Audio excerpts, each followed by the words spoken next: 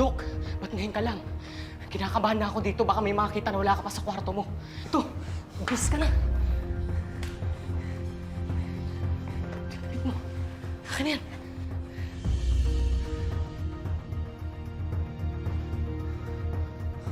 Bilisan mo. Dok, tara na. Bago pa may makapansin na wala kayo dun sa kwarto ninyo. Tara na, Dok. Teka lang. Bakit? Kailangan ko makalabas ulit. Dok naman, pahirapan na ng ilusot sa bantay yung paglabas ninyo ngayon. Tapos gusto niyo pang ulitin. Patay tayo dyan, Dok. Tara na. Buhay pa si RJ. Kaya gawan mo ng paraan na makalabas ako dito. Sam, bakit nasa labas pa si Dr. Benitez? Ano ginagawa niya dito? Lynette? Hindi naman ikaw si Lynette. Gusto ko lang si Lynette. Nagtatatakbo kasi siya palabas. Kaya ang ginawa ko, sinundan ko. Pero, papasok na rin po kami. Lynette? Dok, tara na po. Hindi! Gusto ko si Lynette. Ayaw ko sa'yo. Gusto ko si Lynette. Si Lynette lang gusto ko. Dok, si Lynette, nakita ko, nasa loob. Doon siya nagtatago. Tara, puntahan natin. Talaga? Gusto ko si Dok. Lynette. Po, Hindi naman ikaw si Lynette eh. Gusto ko si Lynette. Gusto ko lang si Lynette. Si Lynette lang. Si Lynette. Lynette.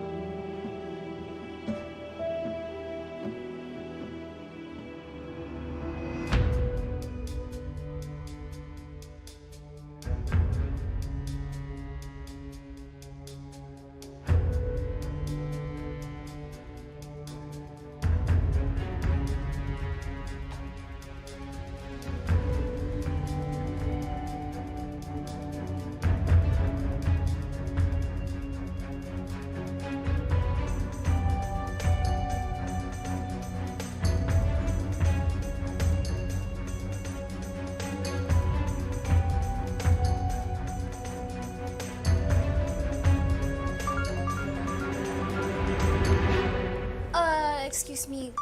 My friend's calling me. Hello, Nurse Chen? Hello, Dr. Santos. Di ba kasi sabi mo tawagan kita kapag may napansin akong kakaiba kay Dr. Carlos? Bakit? May napansin ka bang kakaiba sa kanya?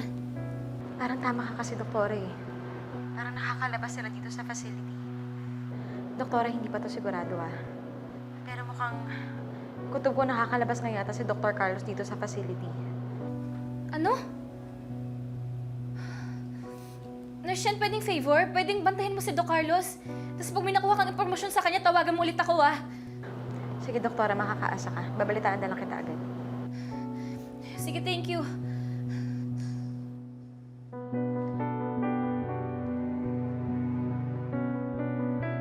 Is this call about Dr. Carlos Benitez? Yes. Nurse Chen thinks that he's leaving the facility, but it's not confirmed yet. It looks like I really need to visit Dr. Benitez. Why? Because when we went to him, I saw hint that he's not crazy at all. I want to confirm my suspicion, especially with what your friend just told you now.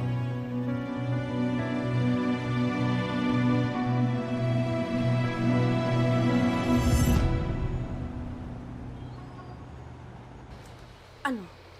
May balita ka na ba kay Carlos? Madam, tama ho hinala ko. Doon siya sa mental facility.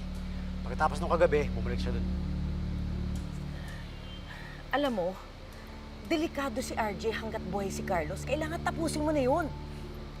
Mukhang in love pa kayo sa ex niya, madam, ah. Uy, hindi ganun yun, ah. Iniisip ko si Zoe. Hindi siya matatahimik dahil alam niya kapag buhay pa si Carlos, papatayin niya si RJ.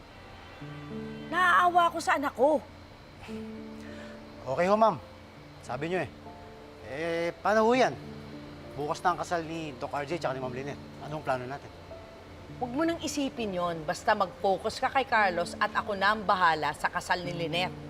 Ma'am, mukhang may pinaplano kayo sa kasal niya. Tutuloyan niyo na ba si Lynette? Hindi nga pwede. Dahil sa oras na may mangyari diyan kay Lynette, ako na naman ang pagbibintangan nilang lahat. Eh, anong gagawin niyo?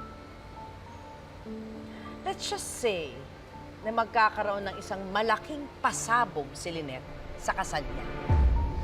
Isang mabahong pasabog. Madam, paano niyo naman gagawin yun? Eh, hindi naman kayo invited sa kasal. Buti pa nga si Doc Zoe, invited eh. Pero kayo, nga.